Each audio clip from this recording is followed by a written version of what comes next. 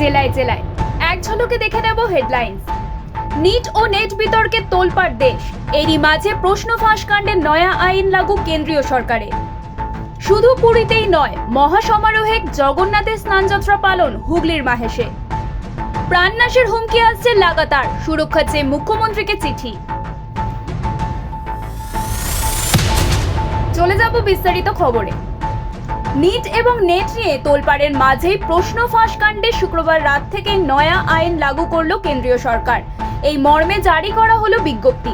নতুন আইনে উল্লেখ করা হয়েছে 15টি বিষয়। এই 15টির মধ্যে যে কোনো একটি কাজে যুক্ত থাকলেই যেতে হতে পারে জেলে। সর্বনিম্ন 5 বছর থেকে সর্বোচ্চ 10 বছর পর্যন্ত হতে পারে জেল। জরিমানা হতে পারে সর্বোচ্চ 1 কোটি টাকা। পরীক্ষার আগে প্রশ্নপত্র বা উত্তর ফাঁস করলে, প্রশ্নপত্র ফাঁসে অন্য কারো সঙ্গে যুক্ত হলে কোনো অধিকার ছাড়াই প্রশ্নপত্র বা ওএমআর শিট নিজের কাছে রাখলে নেওয়া হবে কড়া ব্যবস্থা। যে কোনো পরীক্ষায় পরীক্ষার্থীকে প্রত্যক্ষ বা অপ্রত্যক্ষভাবে উত্তর লিখতে সাহায্য করলেও নতুন আইনে থাকছে কঠোর সংস্থান। ভুয়ো পরীক্ষা নেওয়ার ব্যবস্থা করা হলে, ভুয়ো অ্যাডমিট কার্ড ইস্যু করলে বা ভুয়ো অফার লেটার ইস্যু করলেও নতুন আইনে থাকছে কড়া ব্যবস্থা নেওয়ার সংস্থান। কোনো সংগঠিত গ্যাং অথবা কোনো প্রতিষ্ঠানের অসাধু উপায়ে আর্থিক লাভবান হওয়ার রুখতে লাগু করা হলো লোক পরীক্ষা আইন 2024। ফেব্রুয়ারি মাসেই পাশ হয়ে যাওয়ার পর 21শে জুন অর্থাৎ শুক্রবার থেকে লাগু করা হলো নয়া আইন।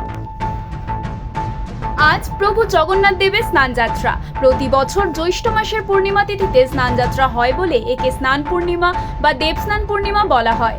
ওড়িশার জগন্নাথ ধাম মন্দিরে যেমন রীতি মেনে পালিত হচ্ছে জগন্নাথের স্নানযাত্রা, সেরকমই হুগলির মাহেশে এই স্নানযাত্রার বয়স 628 বছর।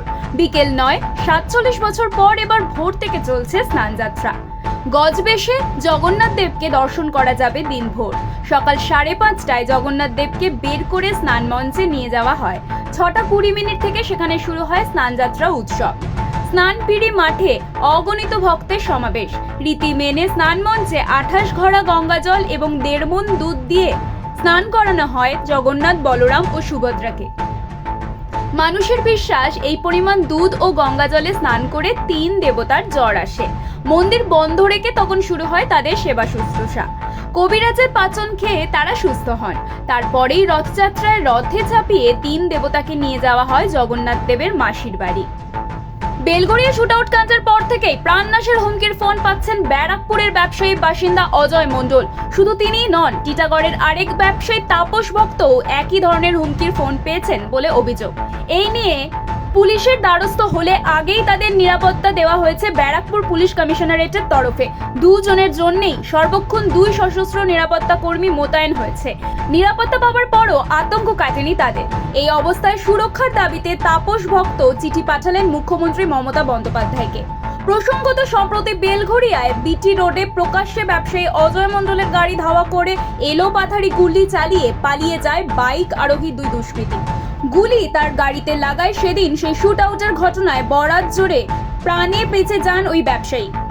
তবে ঘটনার পর একের পর এক হুমকির ফোন আসতে থাকায় আতঙ্কে যেন সিটিয়ে রয়েছে ব্যবসায়ী মহল। তাই ব্যবসায়ীদের সুরক্ষা চেয়ে এবার মুখ্যমন্ত্রী মমতা বন্দ্যোপাধ্যায়ের দ্বারস্থ হলেন টিটাগড়ের প্রতিষ্ঠিত ব্যবসায়ী Tapas Bhakta. Bureau report, RV news.